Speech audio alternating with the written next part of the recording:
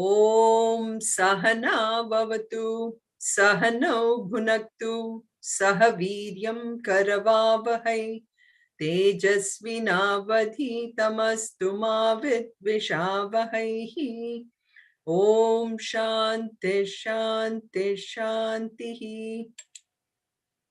Om Parthaya Pratibodhitam Bhagavata Narayanena Swayam Vyasena Kratitam Purana Munina Madhye Mahabharatam Advaitam Vridavarshinim Bhagavatim Ashtadashadhyayinim Ambatvam Anusantathami Bhagavad Gita Bhavatveshinim Namostute Vyasa Vishala Buddhe Fullaravindayatapatra Netra Yena Tvaya Bharata Taila Purnaha Prajwalito Jnanamaya Pradipaha Prapanna Parijataya Totra Vetraikaparnaye Jnanamudraya Krishnaya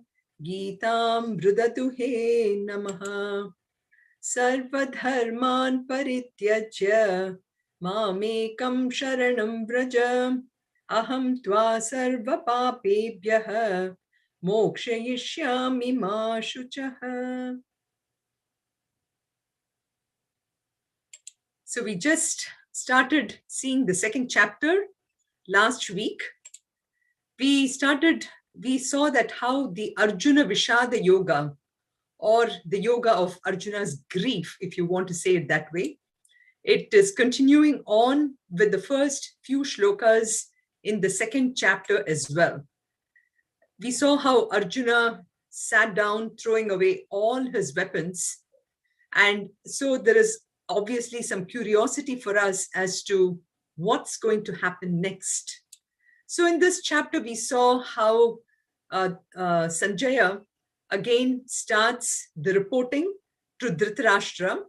And in his commentary, in his very first shloka, he says, Tam tatha kripaya avishtam ashrupurna kulekshanam vishidantamidam vakyam uvacha madhusudanaha.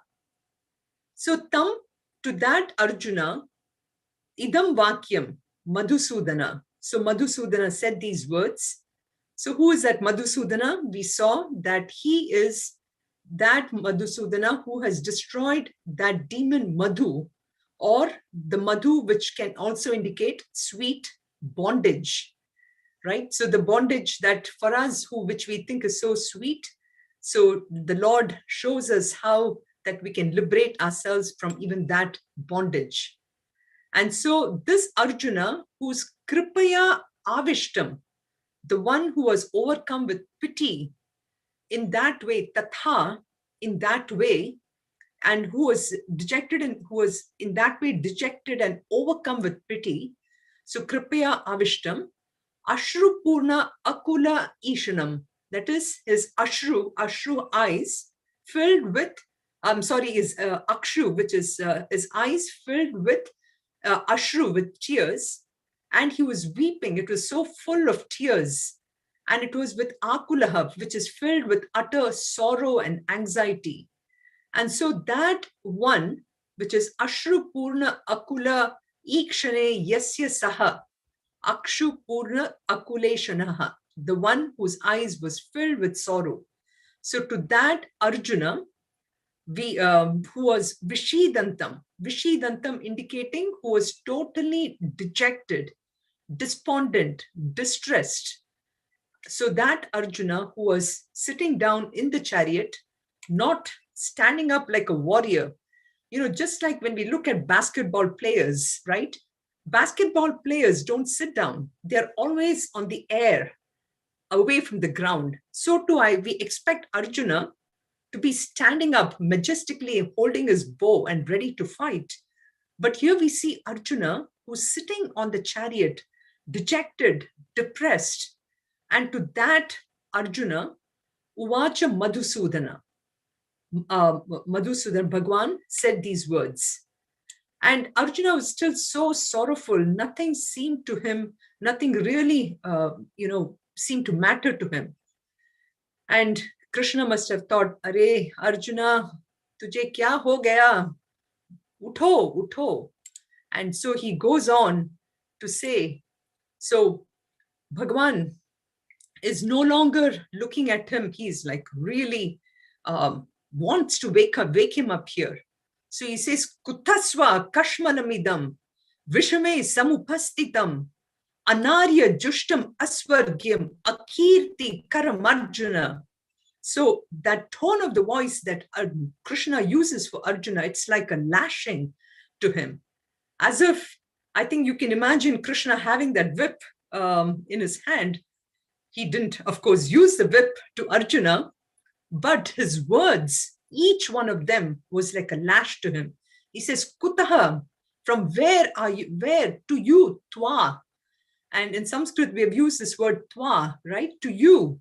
So Twa, Kashmanamidam, this impurity, which is in the form of, what is it? Moha, that delusion. From where has this come, O Arjuna? Samupastitam. I guess Arjuna must have pleaded at that point, oh Bhagwan, you don't understand. Anybody can get this confusion, right? Why are you looking at me like this? But then Krishna looks at him and he says, you're right, anybody can have it, but not you, and not in this battlefield, Vishame, at this very inappropriate time, at this critical time. How can you get cold feet? It's like this. Plans have been done. The bride and the bridegroom have planned this wedding for years, and everything is done. And at that moment in time, just, I guess, the day of the muhurtam, if you will, or the day of the wedding here, if it's an American wedding, imagine if the girl were to say, oops, I'm not going to get married now. What will everyone do at that point in time, right? So it's like that. Arjuna, right in that battlefield, gets his cold feet and he wants to call it off. Now, another example. For example, I know all of you are watching or are listening to this lecture, and I know it's 8:30, 8:45 now, and maybe you're feeling a little sleepy too. But that's okay. That's okay. It's almost getting late. But imagine it's snowing outside and it's really 10 feet of snow. The roads are icy. Can you imagine to fall asleep on the wheel? No, right? So it's that critical. It's a very critical thing that one has to be in your prime when you're dealing with these things. So Krishna is trying to wake him up and is trying to say, Arjuna, you wanted to fight this battle for such a long time. You knew that you wanted this. Why are you giving me all these noble arguments? Why do you want to say all this? So in that sense, he's saying that it is anarya. It is not a noble thing. And it is asvargyam. Guess what, Arjuna? I'm the big boss. I'm the one who is a karma phaladata. I'm the one who is going to take people to heaven, who will decide who is going to go to heaven. And with this attitude of yours, I'm sorry, you have no seat in heaven, buddy. Get up and let's fight here. So he says it's un-Aryan-like and it's disgraceful, oh Arjuna. And continuing, he doesn't leave him yet. He calls him Klaibyam Mas Magava Partha. You are acting neither like a man nor like a woman. If you cry like this, women are going to say, hey, Arjuna, you are a shame even to women. And you're not even acting like a strong man here. And by calling him Partha, Krishna is trying to tell him that, hey, you are that son of that wonderful woman Prithvi, Kunti, and you're not even honor, you're not giving honor to such a mother who has raised you. So, Klaibyam mas magamaf partha naitatva upapaddate. This is definitely not becoming of you. It is highly unbefitting. Shudram hridaya daurbalyam tyaktva uttishta parantapa. Again, calling him parantapa. Parantapa means parantapayati iti, indicating a parantapayati, meaning one who's a scorcher of foes. So again, he's trying to tell him that you have such a great title, Parantapa. You have to honor that. Get up, Uttishta, and Shrudram Hridaya Daurbalyam, indicating this weakness of heart. So Arjuna, after listening to this, you would think that Krishna has humiliated him enough and that he should be getting up, right? But he still doesn't get up. He doesn't show any kind of enthusiasm. And you would think he would have any more new arguments.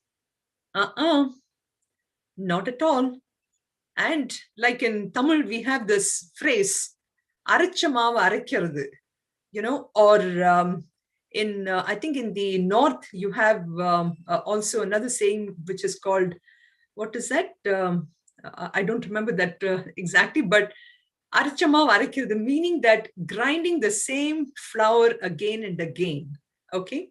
So with that, Arjuna starts with this 2 shlokas where he says, Katham Bhishma Maham Sankhye Dronam cha Madhusudana Ishubihi Pratiyotsyami Puja Har Varisudana. Puja Ari Sudana. So he's calling again Bhagwan with different names. He's calling him, Hey Madhusudana, Puja Har Varisudana, that is broken up into Puja, Ari, Sudana. So he's calling, Hey Madhusudana, Hey Ari Sudana, Ari indicating enemy. That is, Hey Krishna, you have fought against Asuras. You have killed a number of enemies. But Bhishma ji and Drona Acharya, are they really enemies? No, they are my gurus. Bhishma Maham Sankhye in this battle. How can I really engage myself with Bhishma? Katham, how? Bhishma Mahaham Sankhye in this Drona and also Dronam, O Madhusudana, how can I engage them in the battle? I'm supposed to be doing puja to them. I'm supposed to be offering flowers, not really Ishubihi indicating arrows. How can I do that? I cannot do that. They're all my teachers. I don't want to kill them. Sounds like a broken record, right? He has said this before. Again, he's bringing this up. And then continuing on in the Shloka 5, which we also saw last time, he starts to say that, again, I don't think fighting this war is the right thing or a noble thing.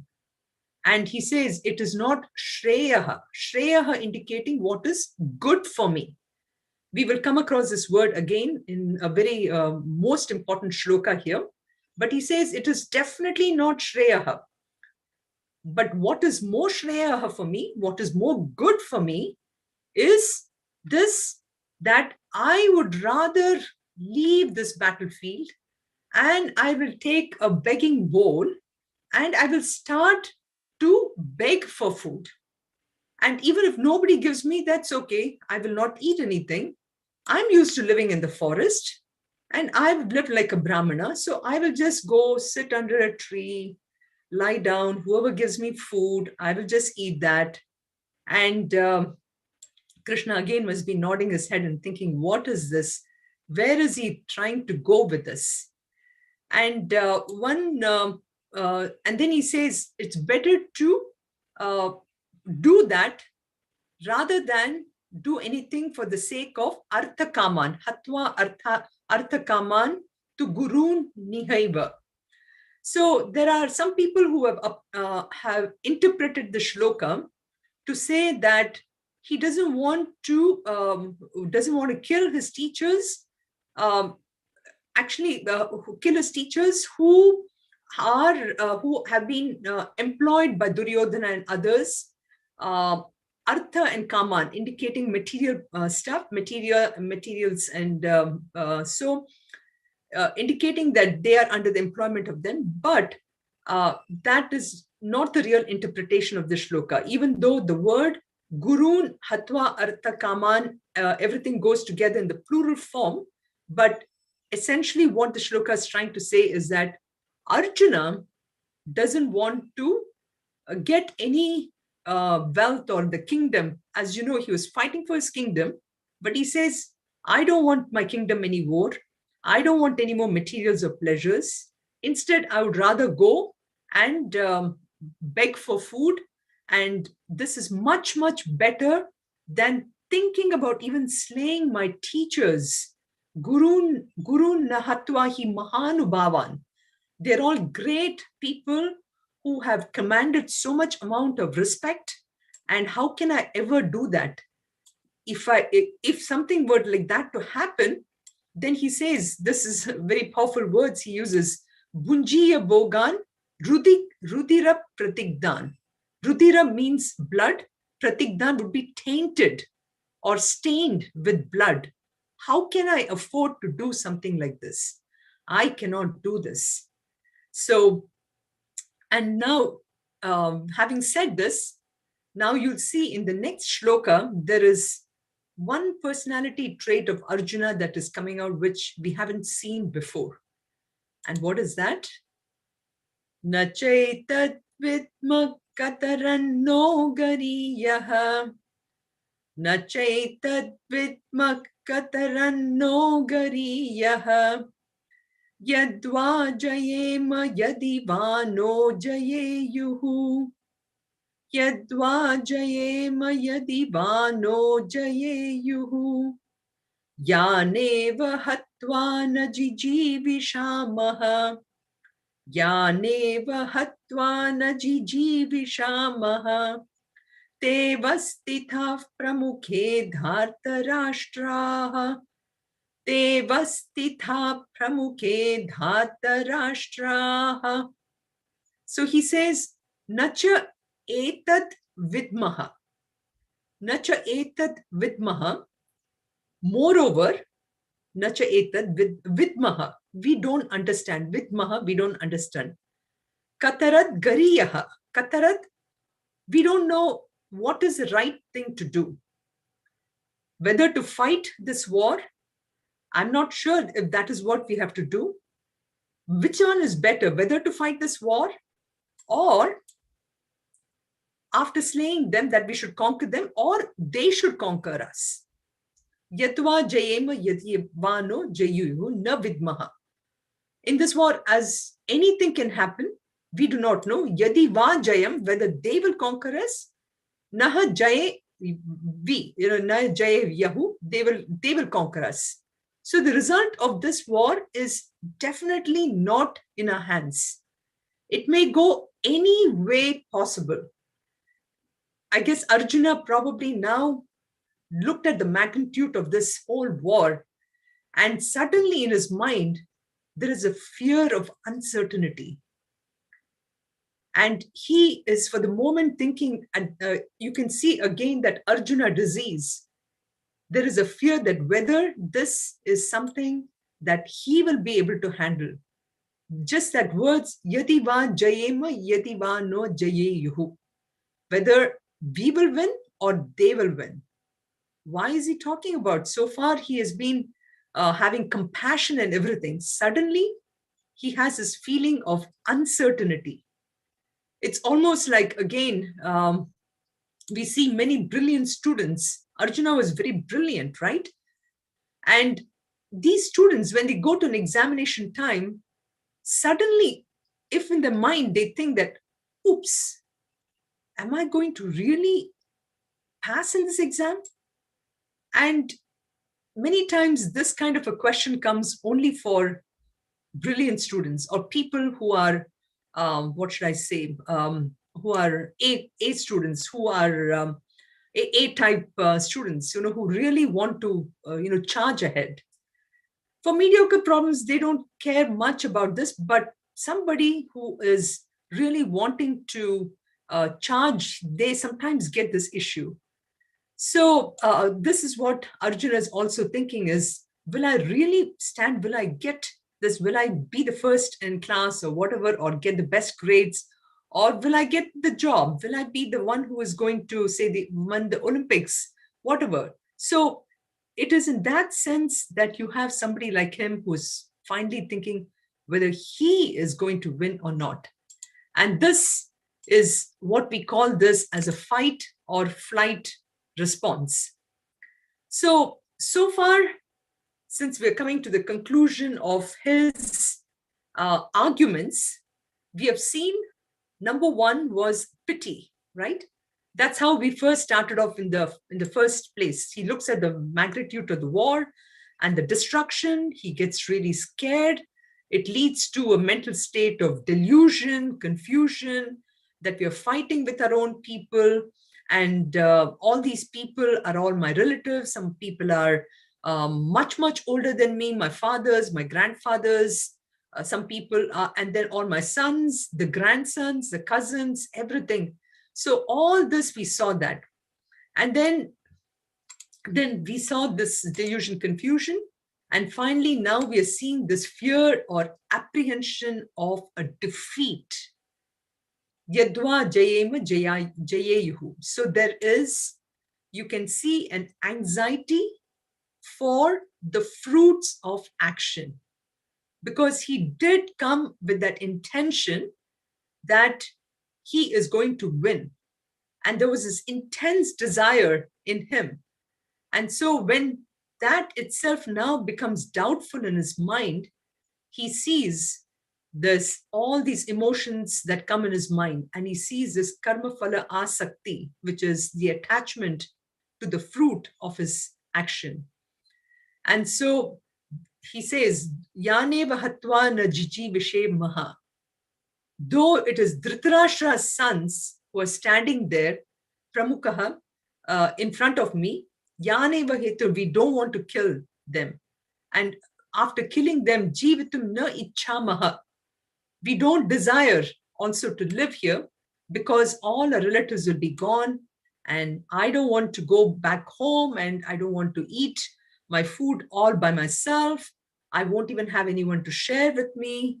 So he just again starts to collapse. So nothing new did he really say, but again, the delusory mind, which just keeps churning things over and over again, is what he starts to say in the shloka. So now we come to one of the most important shlokas. It is this shloka where, so far, as you can see, Shri Krishna has said just those two shlokas trying to wake him up. But when Arjuna was talking these two shlokas, he didn't say much. And Arjuna probably must have felt by now that his arguments were not very sound. So the next shloka, which you will see, is going to take us up to the teaching itself. So whatever, Arjuna thought he was speaking really wonderful things, he finally realizes that he is confused. He is not very clear in his mind. And he finally admits to the fact that I am confused. So this important shloka goes as Karpanya dosho pahata svabhavaha. Karpanya dosho pahata svabhavaha. Pritchami tvam dharma sammudha chetaha. Pritchami tvam dharma sammudha chetaha. Yachreyasya nishchitam bruhi tanme. Yachreyasya nishchitam bruhi tanme. Shishyasteham shadhimam tvam prapannam. Shishyasteham shadhi mam tvam prapannam. So one of the important shlokas leading up to the teaching, even though this is said by Arjuna, but it is the second turning point. If you remember in the first chapter, we discussed about the very first turning point where Arjuna, who was that warrior, that valiant, courageous warrior, he then collapses into almost somebody who you cannot even recognize any warriorship in him. Now, from there on, we saw him going through all these delusions, the shoka, moha, everything. And in this shloka, there is a second turning point where he finally recognizes that there is not, that he is confused. And with great amount of self-pity, he then surrenders to Krishna. So, Karpanya dosha upahata swabhavaha. We'll be going through this quite in detail. We'll be analyzing the shloka quite a bit because this also sets the stage for us to see how this aspect of Arjuna, which he has exposed himself, reveals the kind of teaching that Lord Krishna is going to give him. So, Karpanya doshaha upahata swabhavaha. Karpanya dosha, that is by the taint of pity. Upahata swabhavaha has basically, that has taken over his entire being. Prichami tvam. Please tell me. He's asking, Prichami tvam, he's requesting Krishna. Dharma sammudha chetaha.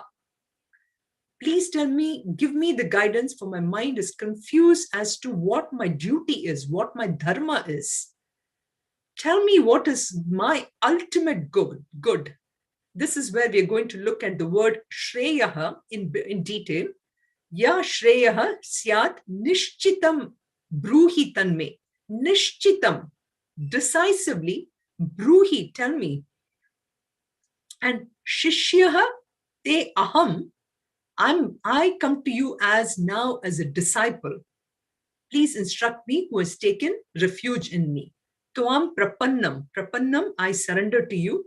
Mam, I surrender. Shishya, as a disciple, I surrender to you. So you see how his relationship, so far, Lord Krishna and Arjuna were like companions, good friends, and they've spent so many years together. But ultimately, Arjuna recognizes that he needs help.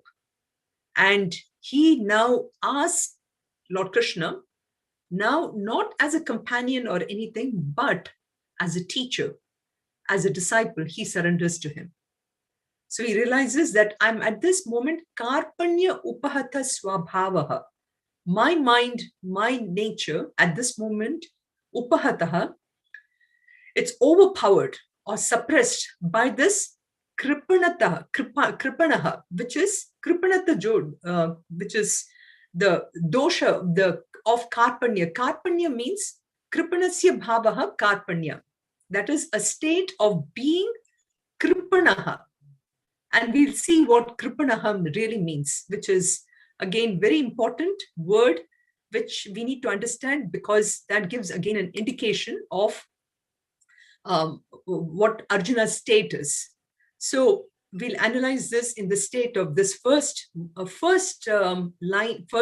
quarter of the shloka, which is karpanya doshaha upahata swabhavaha. So the word kripanaha actually has many meanings. One meaning is miser. So when we think about a miser, the picture that comes to our minds is somebody who holds on to his money, right? But here, when Arjuna calls himself Kripanaha, again, it's not that he's telling himself as that way, but we can understand the word Kripanaha from the idea of the word that Kripanaha, miserliness here, is not out of that physical of money, but it is due to the lack or of intellectual thinking. So some people may be like, miser because they don't want to spend money. But here, Arjuna is not wanting to use his energy. He's almost afraid to use his energy to think more on what his real duty is. He is essentially given up thinking of his duty. And so that's how we can look at this word kripanaha. So what does that mean to all of us? It basically also means to us that, do we know what our true nature is? We are so conditioned in so many ways in thinking that I'm this body, and we start pampering this body for everything, that we have essentially kept our intellectual thinking without using it. And we have that intellect in us to guide us to understand what our true nature is. But in not using it, we are a kripanaha. So that is one meaning of kripanaha, which is miserly in terms of not allowing ourselves to use our thinking power. Kripanaha also means ignorance. An ignorant person is a kripanaha. So karpanya means ignorance.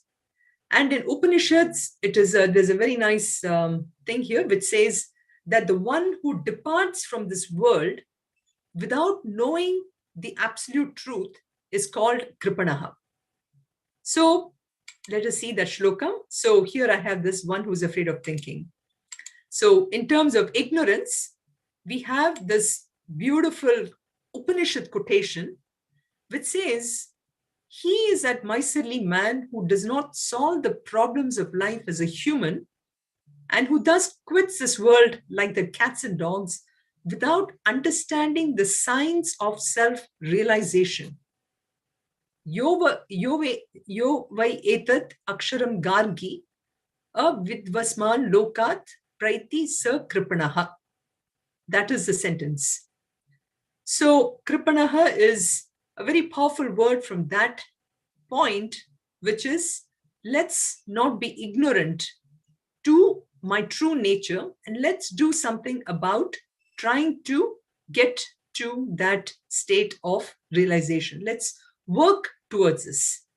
So it is because of this ignorance, kripana, that it leads to all these grief, delusion, all the moha.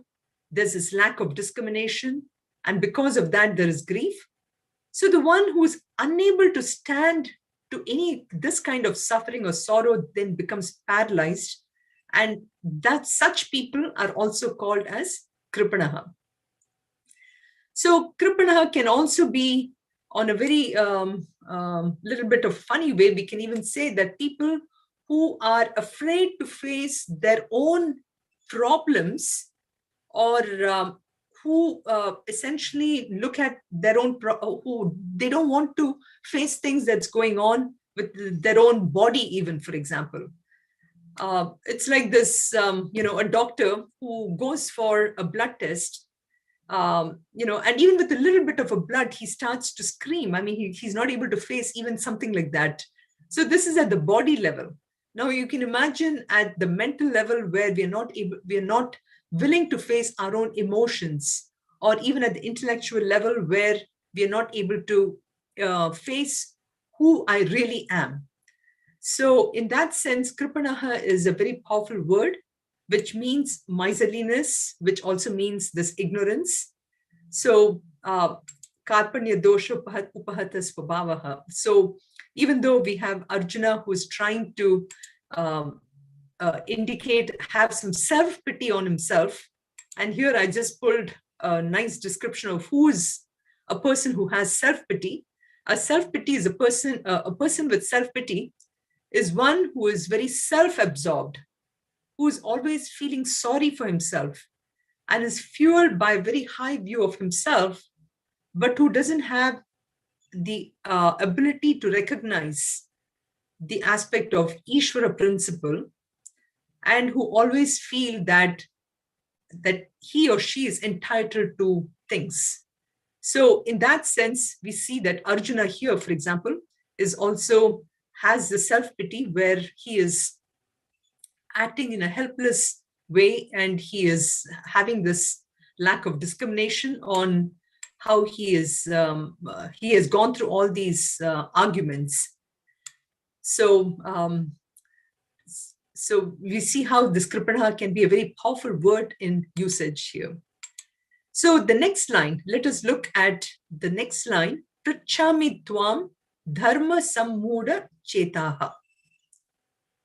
Prichami. So Arjuna is asking, Prichami tvam, you, because I am overpowered or overwhelmed by this evil of karpanya, of this misplaced pity, ignorance of what? Of basically dharma sammudha chetaha.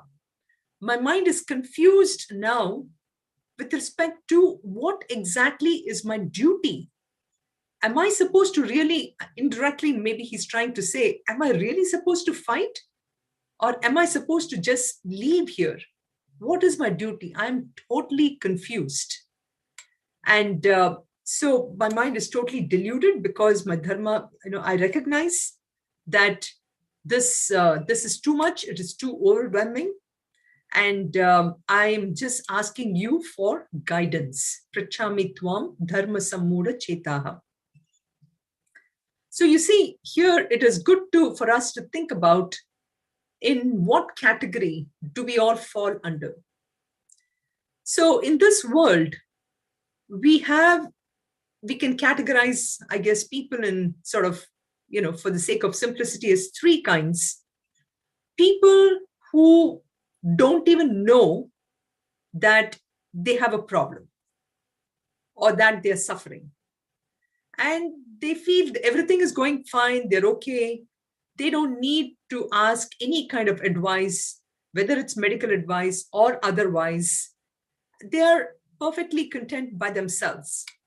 It doesn't mean that they are in a good shape, but it's just that they feel that everything is fine. It's almost like, I would say, tamasic kind of people, who are deluded in thinking that everything is okay. This is when they're going through a problem, that is. Now, the second type of people are those people who realize that something is not right here. And therefore, I should seek the advice of somebody who can help me out, somebody whom I can trust, somebody who is not, who is a lot more calmer or mature. I need to go to somebody like that and ask them. So this is where the category of Arjuna really falls. Arjuna finally recognized that, yes, there is something I'm going through which I don't understand, and I need some clarity. I need some guidance here. So that's the second category. The third category of people are those wise people who, even before something happens, they already was prepared with that knowledge. So this is where sometimes we ask people to learn Bhagavad Gita, because it is good to learn Bhagavad Gita when things are going well, when I'm having all my limbs and everything in good shape and my mind is still active. When I absorb this knowledge, when that happens, so when I face a problem, I'll be in a better shape to handle it. This doesn't mean that I will never face problems. My prarabdha will be such that I will face problem or something or the other, but I'll be in a better shape to handle it. So this is the kind of three people that we are talking about, and Arjuna fits very well in the second category where he asked for that help. Now, what do we mean by dharma here? Dharma, in a simplistic way here, we can recognize that as duty. And here Arjuna is saying that whatever is my duty, I'm right now confused. I'm deluded. Even though you told me, Uttishta Parantapa, stand up and fight, that is fine, but I'm not really convinced about it. I just don't want that somebody tell me you just stand up and do it. but tell me, convince me that this is my duty. So you see how this is where we see that in the third and the fourth chapters, where Lord Krishna explains to Arjuna about Karma Yoga. And when that happens too, Arjuna keeps telling Krishna, because in the second chapter, we will hear a lot about the Jnana Yoga. So Arjuna wants to find out, is he a candidate for Jnana Yoga or Karma Yoga? And Krishna tells him that he is a candidate for Karma Yoga for that point. So this is the thing, the clarity that Krishna is telling him about what his duty is. So we see that also. So dharma means that. And dharma also can mean in many different ways, indicating about really what my identity is. What is my true identity? So dharma can change depending upon what we look upon as our true identity. So when I'm confused about my identity, then my dharma can also be not very clear. And this is a question that always comes up for all of us, is that when I'm working and when I have a family to take care of, what is my primary duty, right? So these are some of the things which, as you will see in Bhagavad Gita, Lord Krishna gives so much of clarity to a lot of this. And we will be taking up some of these scenarios as well when we come to the relevant chapters on understanding truly what is my duty at different circumstances, etc. So another way to look at this is that even though Arjuna is asking for a clarity in terms of duty for a particular thing, the actual solution might be much more deeper, right? It's like this: when a person goes to a doctor and he complains of, say, stomach pain. Now, the doctor can treat him for the stomach pain, but maybe the problem can be even deeper than what it is. So just because we see a manifestation in the superficial way doesn't mean that the problem can be solved. So in that sense too, Arjuna is really asking Krishna by the word dharma sammuda cheta, tell me very clearly what exactly is my duty here. Then continuing on to the third line, ya shreyah syat nishchitam bruhi tanme. Tell me that which is my ultimate good, shreyah. The word shreyah prompted me to add one more mantra from Kathopanishad here, which is, some of you may be familiar with it already, which is Shreyascha Preyascha Manushya Metat Tau Samparitya Vivinakti Dhiraha Shreyo Hi Dhiro Bhi Preyaso Vrinite Preyo Mando Yogakshema Vrinite. So the question here in Kathopanishad was when Nachiketa asked Lord Yama, tell me the two, what is Shreyas and what is Preyas? So that's the same thing what Arjuna is asking me. Ya Shreyah Syat Nishchitam Bruhi Tanme. Tell me that which is good for me. So you please tell me what is really good, and please tell me that conclusively, decisively, what is really that good. So Shreyaha, which means that what is good, is basically that which withstands the test of time, place, situations, that which is good all the time. So how do we understand this in a simpler way for all of us? I'm sure if you were to ask anybody, any being, whether you want good health, I'm sure people will say that, yes, I need good health, right? How about clean air? How about clean water? All this is Shreyas, correct? Now, there may be some things which are relatively good. For example, sugar. For somebody who is a diabetic patient, sugar is a no-no.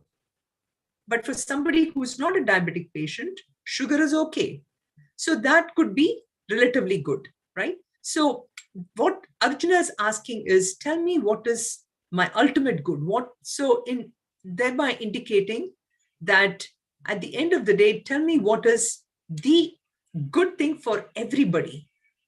So also showing the, his question about what is Shreyas. And finally, he tells Lord Krishna, Shishyasteham shadimam tvam prapannam. I finally come to you as a disciple. So please instruct me who has taken refuge in you. So I'm not coming here now as a friend, as a companion, but I'm asking you in the attitude of a disciple. Shishyaste iti shishyaha. The one who is ready to learn is called a shishya. The one who submits to a the one who submits to a discipline is the one who's a disciple, right? So if I'm looking for advice, first needs to recognize that, number one, I have a problem. And second thing is that I go to a person who can guide me.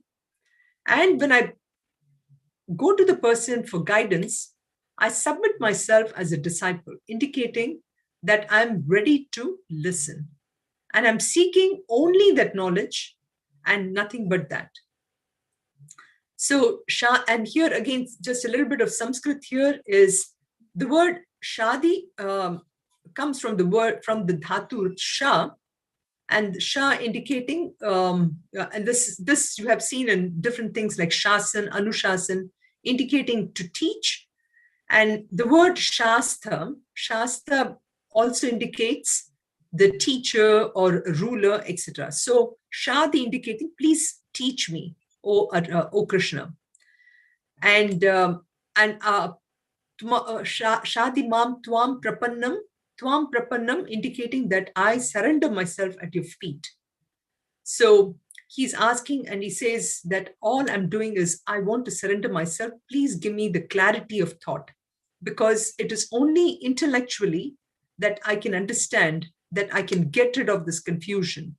And at this, it's only then that I can recognize my oneness at the spiritual level. And this is the knowledge that Arjuna is finally seeking from Krishna. So even though these points don't seem to come out very readily from this, I'm sure you will all appreciate how much of depth is there in this question that Arjuna has actually asked Krishna. And so to do this, Arjuna really had to go through this problem. And I'm sure Krishna must be smiling, thinking that finally, Arjuna, I'm ready to talk to you. All this time, he knew that Arjuna was not really ready. And this is again another aspect that comes across in the shloka, which is that not always people, even when they ask for advice, are ready to receive the advice. But here, Arjuna, literally by his devotion and his humility, clearly indicated that he was a ready disciple for receiving this advice from Lord Krishna. So he continues to say, Nahi, I'll chant the shloka here. Nahi prapashyami mamapanudhyat. Nahi prapashyami mamapanudhyat. Yacchokamucchokshanamindriyanam. Yacchokamucchokshanamindriyanam. Nahi prapashyami mamapanudhyat. Yacchokamucchokshanamindriyanam. Yacchokamucchokshanamindriyanam. Avapya bhuma vasapatnamriddham. Avapya bhuma vasapatnamriddham. Rajyam suranam apichadipadyam. Rajyam suranam apichadipadyam. So nahi prapashyami. I do not see anything at all. I do not see any remedy. I do not see anything that is going to remove my grief. That nahi prapashyami upayam indicating the means. I cannot see anything, no means that can remove this shock. Utshoka, which is the burning of my sensations. Utshokam, yet shokam, utshokam, that is burning my senses, which I'm feeling all over. So when he says burning, it is not that it means that my vitality is all gone away, that I feel completely drained out, that the shoka is burning me and my senses and my mind, and I don't see anything that can be, I need to be taken out. So Bhagwan must be thinking, why are you saying this? Why do you really think about all this? So he says, Avapyam Riddhav Patnam Rajyam, having gained this Rajyam, you are the one who really wanted this kingdom, right, Arjuna? Why are you saying all this now? And so he says, having gained this Rajyam in this world, Bhuma, free from enemies, even if I get all this unrivaled kingdom, this prosperous kingdom, I don't think that's going to remove my sorrow. I don't think I will ever benefit from all this. So even if I get that, that will definitely not remove my sorrow, O Bhagwan, O Krishna, he says. So all I'm looking for is, I'm looking just a clarity, and that is all that I need.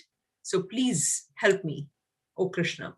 That is what is basically he's trying to recognize and ask pleadingly to Lord Krishna.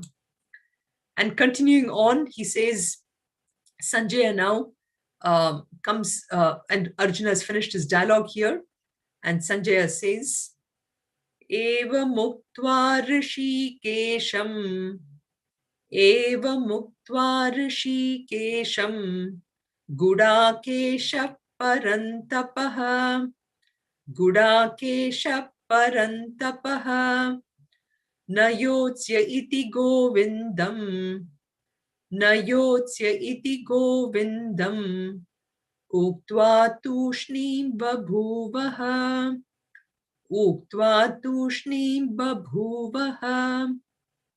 So just something to point out, in this particular one, I don't have the visarga, the two dots for parantapa, but actually it should be parantapaha, because if it is parantapa, then it would mean that Sanjaya is addressing Dhritarashtra, but here parantapaha is referred to Arjuna. So Sanjaya is saying that evam uktva rishikesham, so having spoken to Rishikesham, to Krishna, Rishikesham, you can see it's in the object case here. Gudakeshaha, it's in the subject case. Gudakeshaha indicating Arjuna. Gudakesha is the word for Arjuna, indicating who was a master of sleep. He was, if you remember, this word came before in chapter 1, and Gudakesha indicates that one who was so alert. Arjuna, that Arjuna who was so alert, and who is the scorcher of foes here, and who has mastered his sleep. To him, Rishikesham, again, the word Rishikesham is used very effectively, because in the previous verse, Arjuna had said, burning of senses, he used those terminologies. So therefore, Rishikesham indicating that master of senses, referring to Lord Krishna. So he spoke, and after, you can see that Arjuna remained silent.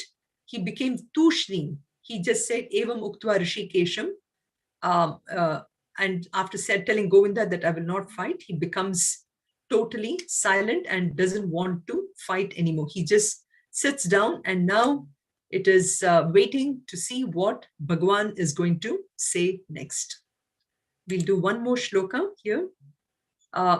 Tamuvacha Rishikeshaha, Tamuvacha Rishikeshaha, Prahasanniva Bharata, Prahasanniva Bharata, Senayor Rubhayor Madhye, Senayor Rubhayor Madhye, Vishidantamidam Vachaha, Vishidantamidam Vachaha. So, Tam Uvacha, Tam again referring to Arjuna, Rishikeshaha, referring to Lord Krishna, the one who is a master of senses, Prahasanniva Bharata. as if smiling. Lord Krishna was probably smiling to himself, laughing to himself, indicating, okay, Arjuna, finally, you've come to your senses and you're willing to listen. So, or also it must be indicating about how Lord Krishna was probably so happy with Arjuna that finally Arjuna has surrendered. Senayor Ubhayor Madhye, that is in the midst of the armies. Sena indicating armies. Ubhayo meaning in the middle. No, Madhye meaning in the middle. Ubhayo meaning the two armies, in the midst of two armies. And Vishidantam, who was overwhelmed with his despondency. We have seen the word Vishidantam before. Idam Vachaha, he spoke these words. So finally, we see how the Arjuna Vishada Yoga part of it is over now. And next week, we will start with the actual teaching of Sri Krishna with the verse number 11, and very, very important verse. And again, we will try to analyze this like we analyzed the shloka number 7, Karpanya Dosham, because very, again, an important shloka here. And I know some of you reached out with a couple of questions here. We don't have time today, but I will try to address the questions as we come to the particular sections of the verses themselves. So with that, I will stop here and I'll see you next week. Sarve bhavantu sukhinah, sarve santu niramayaha, sarve bhadrani pashyantu, ma kaschid dukkha bhag bhavet. Om shanti shanti shantihi. Om purnamada purnamidam purnat purnamudachyate. Purnasya Purnamadaya Purnameva Vashishyate. Om Shanti Shanti Shanti. Harihi Om Shri Gurubhyo Namaha. Harihi Om.